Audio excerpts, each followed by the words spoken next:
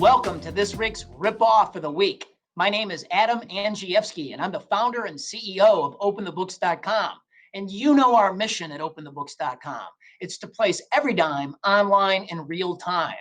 So you have the tools to be able to hold the political class accountable where you live for their tax and spend decisions. And to that end, last year, our auditors filed 41,500 Freedom of Information Act requests and compiled the world's largest private database of public sector expenditures. I'm very excited about this week's topic. This week, we're going to debate the topic, Program 1033, the military transfer of surplus weaponry and heavy equipment to our local policing agencies across the USA. And before we get into the topic, I just want to introduce my co-host, Tamara Colbert. Thanks, Adam. Good evening, everybody. This is going to be a hot topic, and we're looking forward to having some folks really engage on this, Adam. I can promise you pretty much everybody listening and watching tonight has never heard of Program 1033. Can you just share with us, what is it? Well, I think during this period right now of civil unrest in major urban areas, there's been a renewed focus on the military gear that's been transferred to local police agencies. So what this is, it's a program that was started back in the 1990s to take the surplus military equipment and not put it to waste, but to bring it to the homeland. And what it has done, critics say, is militarize our local police departments. So that in a nutshell is what it's all about. There's two types of equipment: controlled equipment, which is your tank-like vehicles, aircraft, guns, weaponry, and things like that, and your non-controlled equipment and gear. And those are things that are more benign, like military refrigerators, socks, wood screws, there's thousands of items that have been transferred to local police departments that are actually, not weaponry, but just surplus military gear. And so there's a transfer that has to take place, correct, in this program. Can you share with us how that, in addition to some of the heavy equipment and different things, boots and that you just described, how does that transfer work and work down from Department of Defense and that military? Well, we're only going to talk about the controlled equipment here on this segment today, because that's the equipment that everyone's concerned about. Okay. And so here are some examples of what's been transferred over that is currently in inventory in America's 8,200 local police bodies that have been the recipients of this gear. So in total, there's been about 600,000 items to the value of about little less than $2 billion that's been transferred. There are 1,100 mine-resistant vehicles currently in inventory in local police agencies. Trucks. There are 3,500 different types of trucks: cargo trucks, panel trucks, vans, dump trucks, utility lift trucks, and military trucks. There are 350 helicopters. There's 24 airplanes. There are 300 armored trucks and armored cars. There are M16 rifles and M14 rifles, 66,000 M16 rifles, and there are about 8,000 M14 rifles. There are 1,200 Riot 12-gauge shotguns that have been transferred, and there's a little less than 200 bayonets that have been transferred. So, Adam, I know, Open the Books, we do it right. Every single time we put out one of these reports that's this detailed, we provide an interactive map. Can you tell our viewers where they can go to check on that, to see if their police department has received any of this equipment? Come to OpenTheBooks.com. Right from the homepage, if you scroll down about halfway down, we've mapped all of it, all $2 billion worth of transferred military surplus. You can see it in your own zip code. So just come to our map, key your zip code, click a pin. In the chart beneath the map, you can see what's been transferred.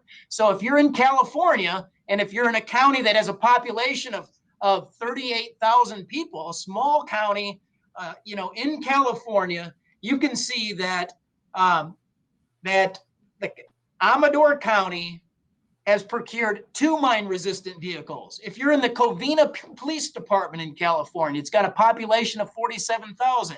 They've received a mine-resistant vehicle. worth of value about $700,000. So even So small towns are getting heavy equipment. So here's what's interesting. This is exactly, I love it because Doug and Jason are posing some questions, right? So Doug is saying, hey, give them the equipment to protect themselves and the people. So he's asking, is this really a ripoff? Which is exactly, Doug, thank you so much, because that was going to be our next question. So Adam, is this really a ripoff? I mean, or is this? So this is the question, Tamara. This is the question that has to be debated. What's the policing purpose for some of this equipment, right? The heavy equipment.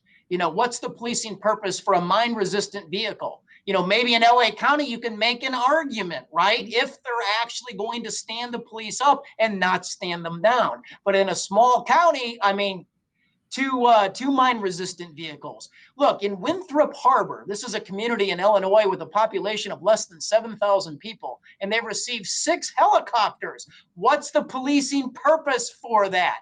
So that's the key question. If you're going to take the equipment, what is the policing purpose? And let's walk through some more of this equipment. Yeah, because we've got some good stuff out there. So debate this in the comment section. Night vision sniper scopes. There's 1,300 of them across the country. What's the policing purpose?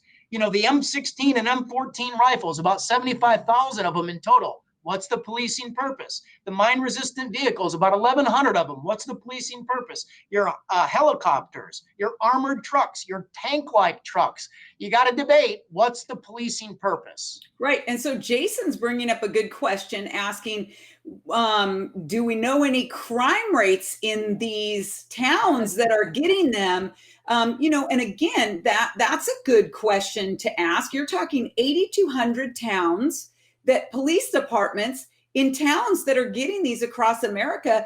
And then there's this big push to defund police. Well, we certainly don't want equipment like that in the wrong hands, right? So in 82, this is what we do at openthebooks.com. We arm you with the facts to be able to debate this policy locally within your own police department. 3 years ago, when we mapped all of this in Illinois, there was actually a small town. They had about 200 people in the community. They disbanded their police department because that police department had taken so much Program 1033 heavy equipment that the citizens got upset and disbanded the entire police department locally. So that's the kind of conversation that you have to have. If there's a policing purpose, let's debate this. Start on our Facebook page and debate it in the comment section. Well, so Jason is saying, I live just north of the Illinois on the Wisconsin border, and we don't need 6 helicopters. But again, you have just given Jason exactly the right ammunition, dare I use that word, but you have given him the right tools right now that he can go to his city council. He can even go to the police department and say, why do we need 6 helicopters? Who's going to pay for that? Do we even have a pilot? I mean, there's so many questions. You're exactly right. So, Tamara, there's ancillary costs that trickle down. When you take 6 helicopters, you got to train people. You need pilots. You need maintenance. Yes, right. It's not exactly free. Think about the school district police department in Cypress Fairbanks in Texas. The independent school district has their own K through 12 police department, and they procured, and they're going to have to answer for this because we're going to reach out to them for a public comment. They procured 60 bayonets. What's the policing purpose for a K through 12 school district to procure bayonets? As you know, a bayonet is an offensive war weapon designed to stab and bleed out your enemy.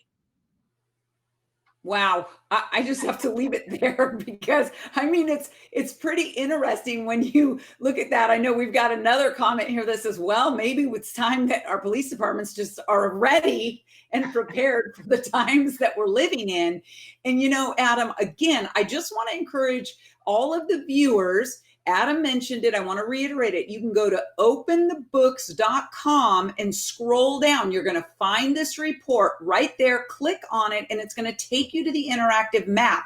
Put in your zip code to see if it's your police department or maybe it's the town next to you. I mean, this is a great discussion we need to have. And Adam, with all of the overspending in Washington, maybe this could be an opportunity for our military to maybe sell it, or do you know what I mean? Maybe Well, there's another the way. costs are already sunk, so it's I just a got you. transfer of this equipment to local policing bodies. And what we've mapped is what's currently in inventory. So while you're still at openthebooks.com, while you're on this map, share it. You can share it on social media. You got the icons right there.